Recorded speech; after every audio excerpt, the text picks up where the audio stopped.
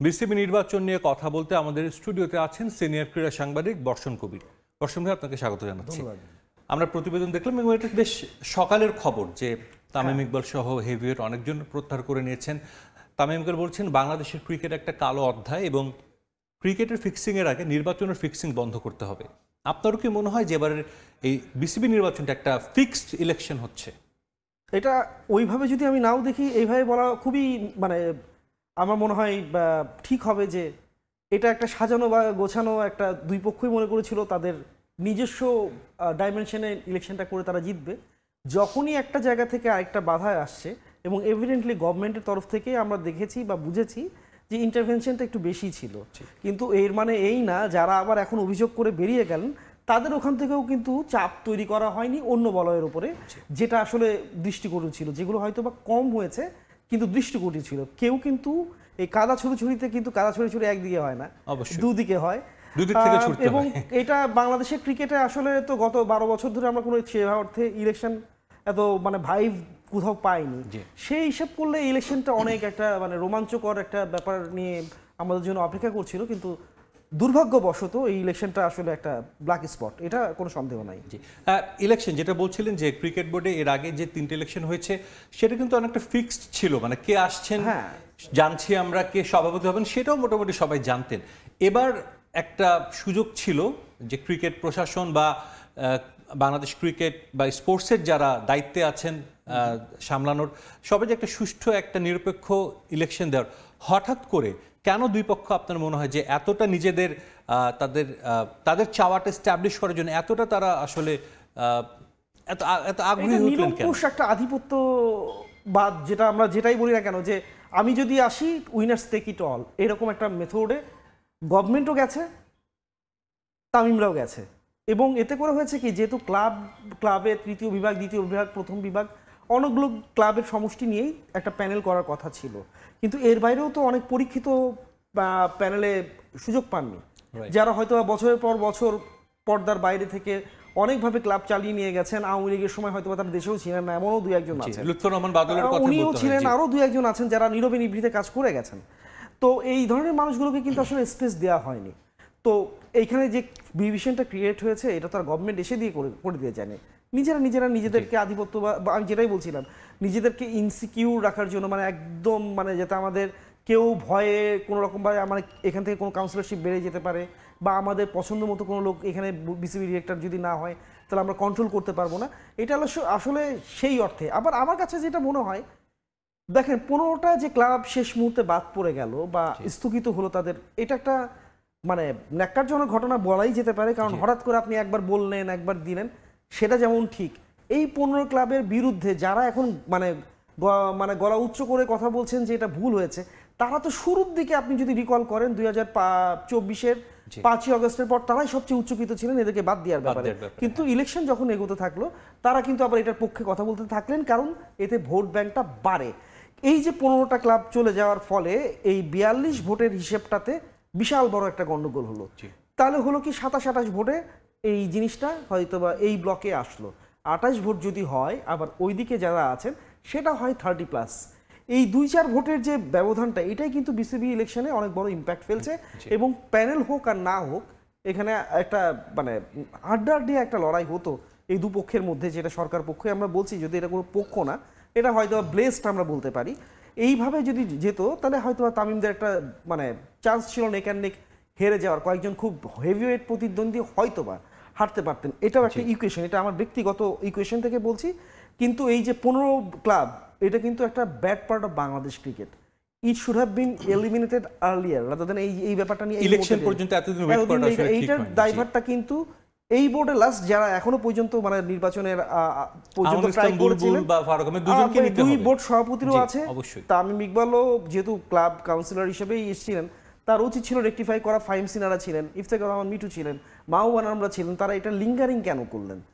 মোটিভটা তো আমার কাছে মনে হয় না এখান থেকেও খুব স্পোর্টিং কিছু ছিল। এক্স্যাক্টলি, ইগো, ক্ষমতা দখল, ক্ষমতার রাজনীতি বা ক্ষমতা আমি নিতে চাই, আমার হাতে রাখতে চাই, এরকম একটা আমরা দেখেছি যারা এখানে নির্বাচন করছেন বা যারা সরে গেছেন, সবার মধ্যে কিন্তু এই একটা মেন্টালিটি আমরা দেখেছি। এটা কি আসলে ক্রিকেটের জন্য কোনো ভালো এক্সাম্পল সেট করলো বাংলাদেশের ক্রিকেট? আমরা যদি বলি যে পিসিবিতে আমরা হাসাহাসি করি যে বছরে 2-3 বার করে চেয়ারম্যান চেঞ্জ হয়, কিন্তু তারপরেও কিন্তু আমরা কখনো দেখিনি যে পিসিবি ইলেকশনে এই টাইপের ঘটনা হয়েছে বা অন্য কোনো দেশেরও। বাংলাদেশের ক্রিকেটের জন্য কি এটা একটা ভালো এক্সাম্পল হলো? না, এটা আসলে প্রথমবারের মতো হয়েছে, তো সম্ভবত এটাই শেষবার। এরপরে ভবিষ্যতে কেউ এরকম ভুলভাল করে ইলেকশনের ইকুয়েশন করে নামবে না। যে গভর্নমেন্টই থাকুক, যারাই আসুক, বা যেসব ক্লাব কাউন্সিলররা, মানে যেখানে দেখেন দুটো স্পিয়ার হেডের কথাই যদি বলি, যারা আসলে আজকে প্রত্যাখ্যান করেছেন নিজেদের মনোনয়নটা, সেখানে লিডিং রোলে ছিলেন তামিম ইকবাল, কিন্তু আরেকজনও ছিলেন ফাহিম সিনা। এই দুজন কিন্তু খুব তরুণ এবং সবাই আশাবাদী ছিলেন এই দুজন কিন্তু সামনে থেকে ফ্রন্ট লাইনে খুব মানে খুব দাপটে কোনো কিছু করে তাদেরকে বের করে নিয়ে আসবেন। কিন্তু অনেক অভিজ্ঞ কাউন্সিলর বা অভিজ্ঞ ক্রিকেট কর্মকর্তারা, ক্লাব কর্মকর্তারা থাকার পরও তারা কিন্তু লিডিং রোলে গিয়ে শেষ পর্যন্ত মিজারেবলি ফেল করলো। এবং আরেকটা বিষয় উল্লেখ করে দেখেন, এই পট পরিবর্তনের পর থেকে আমরা কিন্তু সাবেক অধিনায়ক তত্ত্বে কিন্তু বিশ্বাসী হয়ে যাচ্ছি। ফারুক আহমেদ আসলেন পাপন সাহেবের জায়গায়, উনি চলে গেলেন খুব নিষ্ঠুরভাবে, তার জায়গায় আমিনুল ইসলাম বুলবুল আসলেন, তিনিও মানে আছেন প্রচুর সমালোচনার সঙ্গে নিয়ে আছেন। তামিম ইকবাল, যিনি এটা একটা প্যানেলে যদি মানে এবার ইলেকশন করতেন সম্ভাব্য বোর্ড সভাপতি ক্যান্ডিডেট ছিলেন। তাহলে অর্গানাইজাররা কোথায়? এটা কি কোশ্চেন আসে না? তাহলে অর্গানাইজারদের অবস্থাটা কোথায়? এটা কিন্তু অনেকে বলতে চান না বা বলতে পারেন না, কিন্তু আলটিমেটলি সাবেক অধিনায়ক বা ক্রিকেট এক্সপার্টিস যারা আছে তারা তো আসবেনই আস্তে আস্তে সেই সংগঠকদেরকে মনে হয় তাদের যে এই ম্যাচ মেকিং কোথায় কি করতে হবে, ঠান্ডা মাথায় না বড় মাথায়, মানে গরম মাথায় এই জিনিসগুলো অঙ্ক করতে হবে, এই জিনিসগুলো যতক্ষণ পর্যন্ত আপনি না করতে পারছেন, এখানে কিন্তু অভিজ্ঞতা একটা বিশাল ম্যাটার করে। মাঠের অভিজ্ঞতা তো অবশ্যই ম্যাটার করে, আপনি দলটা কেমন হওয়া উচিত, তাদের কি কি সুযোগ সুবিধা দেওয়া উচিত, এইটা যেমন ম্যাটার করে, আপনার বোর্ডে কোন কোন লোকগুলো আসলে কাজের লোক এবং কাকে দিয়ে কি কাজ হবে, এই জিনিসগুলো পিক করার মতো ক্ষমতা সম্ভবত এই দুই তরুণের একটু কম ছিল, বা তাদেরকে গাইড করতে এই অভিজ্ঞরাও ব্যর্থ হয়েছেন। নাহলে তারা এইভাবে শহর হবে কেন, আর এরা মিজারেবলি ফেল করবে কেন? তারা তো গত 8 মাস 9 মাস ধরে মোটামুটি একটা শেপে নিয়ে আসছিল বিয়েতে, তাদেরকে তো দোষ দিয়ে এককভাবে দোষ দেওয়া যাচ্ছে না। এখন ঢিল ছোড়াছুড়ি করলে নিজেদের মধ্যেই হবে। ফারুক আহমেদ আবার আশীর্বাদ পুষ্ট হয়ে আবার চলে আসলেন, যিনি নিগৃহীত হয়ে বেরিয়ে গিয়েছিলেন, এখন তিনি সম্ভাব্য বোর্ড সভাপতিও প্রার্থী হয়ে যেতে পারেন। এই যদি অবস্থা হয়, আবার দেখেন সাবেক অধিনায়ক, অর্গানাইজারটা কোথায়? এক্স্যাক্টলি, আমি সেটাকে আসছিলাম যে দেখেন ক্রিকেট বোর্ডের আজকে প্রায় 1500, আমরা একটু দেখে নিতে চাইবো যে কারা উইথড্র করেছে, সেই তালিকাটাও আছে আমাদের কাছে, মোটামুটি সবাই জানে। বাট একই সঙ্গে যদি দেখি যে বেশ কিছু বড় নাম আছে যারা এক্স ক্রিকেটার, যারা সংগঠক, এদেরকে ছাড়া এখন যারা আছেন বোর্ডে বা যারা অলরেডি কয়েকজন বিনা প্রতিদ্বন্দ্বিতা নির্বাচিত হয়ে গেছেন জেলা বিভাগ থেকে, তাদেরকে ছাড়া, মানে তারা যদি থাকতেন বোর্ডে, নিশ্চয়ই আপনি কি এটা বিশ্বাস করেন যে একটা খুব ভালোভাবে রান করা যেত বোর্ডটাকে? বোর্ড আসলে কি রান করতে গেলে থাকতে হয় হচ্ছিল আপনার ভিশনারি পাওয়ারটা, যেটা আমার এই 22 বছরের সাংবাদিকতার জীবনে যতটুকু আমার মনে হয়েছে। মাহবুব নামের সঠিক সমস্যা থাকার পরও তার যে ঝুড়িটা ছিল অভিজ্ঞতা, এখানে শেয়ারিং এর জায়গাটা দরকার ছিল। অবশ্যই তার ব্যক্তিগত কারণ বলেন, পারিবারিক কারণ বলেন, সবকিছু মিলে উনি এই নৌকা মিস করে গেছেন। আর যারা আছেন দ্বিতীয় অভিজ্ঞতা লোকটাকে আমাকে আপনি একটু খুঁজে বের করে দেন, আমি কিন্তু আর দেখতে পাচ্ছি না। ইফতেখার রহমান মিঠু ছিলেন, তিনিও 15 ক্লাবের গ্যারাকলে পড়ে গেলেন। আর যারা আছেন তারা প্রত্যেকে নিশ্চয়ই নিজের কাজে ব্যস্ত বা তারা সফল, কিন্তু বোর্ড চালানোর মতো ক্যাপাবিলিটি মানে করার বা আগে রান করে আসছেন সফলভাবে, এইটা কয়জন দাবিদার হতে পারে? এই বোর্ডে মানে যারা নির্বাচিত হয়ে আসছেন, অতীতে কারোই কিন্তু ক্রিকেট বোর্ডে সফলভাবে ফাহিম সিনা কিছুটা দাবি করতে পারতেন, যেহেতু তিনি মানে মোটামুটি একটা চক্র এখন আর নেই, 2 বছর মতো ছিলেন, জি, তো উনি দাবি করতে পারতেন, কিন্তু যেহেতু এখন নাই, আর দাবি করার মতো জায়গাটাও নাই। আর এখানে ছিল তার জন্য বেস্ট চান্স নিজেকে অপরিহার্য হিসেবে প্রমাণ করার। আমরা অনেকে নিজেরাও ফিসফাস করতাম he would be the next mastermind for Bangladesh cricket, যেহেতু তার ওই একটা ব্যাপার ছিল, এক্সট্রাক্টর ছিল।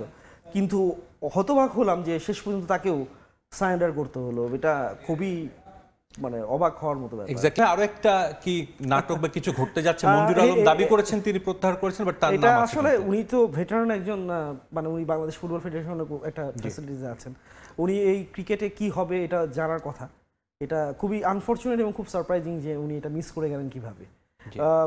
এখন এটা নাটকীয়তার কি, এখন বড় জোর হতে পারে যে উনি দাঁড়ালেন না, নির্বাচন হয়ে গেল একজন ক্যান্ডিডেট হিসেবে, উনি হারলেন বা জিতলেও তার গেল, মানে হলো, আর হারলেও বাদ, মানে উনি ওনার এক ধরনের খুব পিকুলিয়ার সিচুয়েশনে উনি নিজে পড়ে গেছেন। এটা নিয়ে খুব বেশি নাটক হওয়ার কিছু নাই। এটা মানে আমার মনে হয় উনি যদি ব্যক্তিগতভাবে গিয়ে নির্বাচন কমিশনকে এক্সপ্লেনেশনটা আবার দেন, তাহলে হয়তোবা যেহেতু লাস্ট ডে পর্যন্ত একটা সুযোগ থাকে, সূক্ষ্ম একটা জায়গা আছে, তাহলে হয়তোবা হতে পারে। আর উনি যদি এভাবে রেখে দেন, উনি তো মানে ওই ব্যালট বক্স থেকে ওনার নামটা ব্যালট পাত্র থেকে ওটা থেকে স্ক্র্যাচ করাটা খুব কঠিন according to rules and regulation. Exactly. একটু জানতে চাই যে আমরা জানি যে কোন ক্যাটাগরিতে নির্বাচন হচ্ছে, কারা কারা অলরেডি জিতে গিয়েছে বিনা প্রতিদ্বন্দ্বিতায়। ঢাকা বিভাগ থেকে 3টা নাম রয়েছে, আমিনুল ইসলাম বুলবুল, নাজমুল আবেদিন ফাহিম এবং রেদওয়ান ফুয়াদ, উনি আছেন।